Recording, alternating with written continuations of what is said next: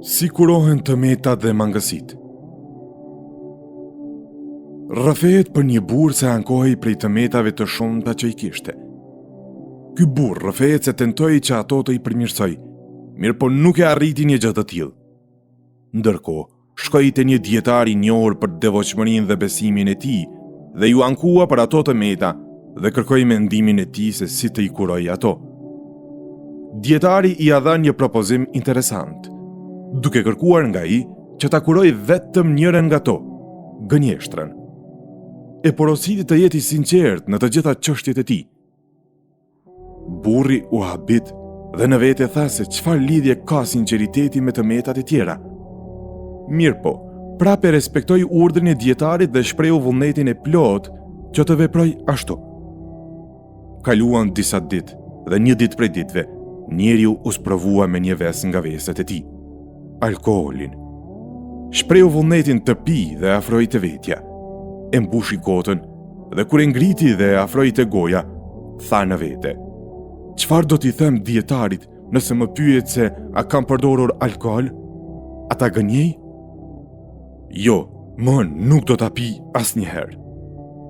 Një ditë tjetër, deshi të bëj një mëkat tjetër dhe pyeti veten: "Çfarë do t'i them unë dietarit nëse më pyet, a ta bëj atë mëkat apo ta gënjej? Jo, nuk e bëj." Dhe kështu, çdo herë kur donte të bënte ndonjë mëkat, u ndalte dhe pyeste veten. Dhe në fund e braktiste që mos ta gënjej dietarin. Me kalimin e kohës, ky njeri i braktisi tëmetat dhe mangësitë e tij, si merite të kapurit të tij për sinqeritetin dhe moralin e mirë. Pra, sinqeriteti është ajo që neve na mungon dhe mungesa e saj tëmetat po na i shton, dhe ato tëmeta në jetën tonë po reflektojnë dhe me to njerëzit po i dëmtojnë.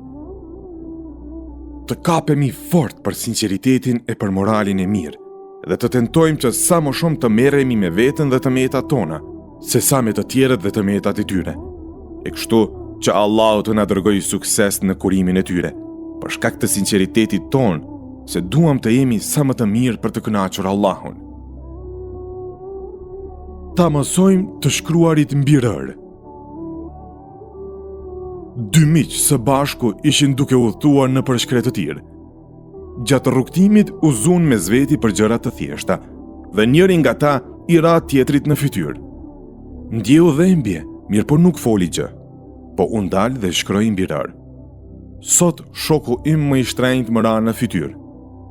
Dhe e vazhduan rrugën e tyre. Rrugës hasën në një oazë dhe vendosën të pushojnë dhe të lahen në të. Mirë po, ai që u rrah në fytyrë dhe ndjeu dhimbje, duke u larë u fundos në ujë dhe miku i tij e shpëtoi nga fundosja. Kur i u kthye vetëdija nga uji që kishte deportuar në mushkëri dhe e kishte humbur vetëdijen, u ngrit dhe mbi gur e shkroi: "Sot shoku im më i shtrenjtë ma shpëtoi jetën." Miku e pyeti se ku qëndron urtësia që herën e parë kur i kishte ra në fytyrë e kishte shkruar mbi rër, kurse kur ja shpëtoi jetën e kishte shkruar mbi gur. U buzëqesh dhe tha: "Kur na lëndojnë shokt, e jona mbetet të shkruajmë atë që ndodhi mbi rër dhe atë shkrim ta fshij era dhe fryma e faljes dhe mëshirës. Kurse kur miku vepron diçka të bukur, e jona mbetet që atë ta gdhendim mbi gur, derisa të mbetet në kujtesën e zemrës, dhe asnjë erë dhe frymë të mos mund ta fshijë. Pra, me sa duket, ne duhet që sa më shpejt ta mësojmë të shkruarit mbi rërën e faljes dhe kjo të mbetet mes nesh përgjithmonë."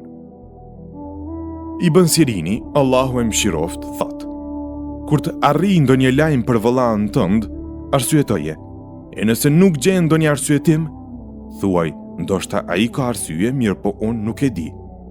Kur bën përpjekje për të arsyetuar tjetrin, do të gjeshra ati në shpirt nga largimi i mendimit të keq dhe do t'i largohesh qortimeve dhe akuzave ndaj tjetrit."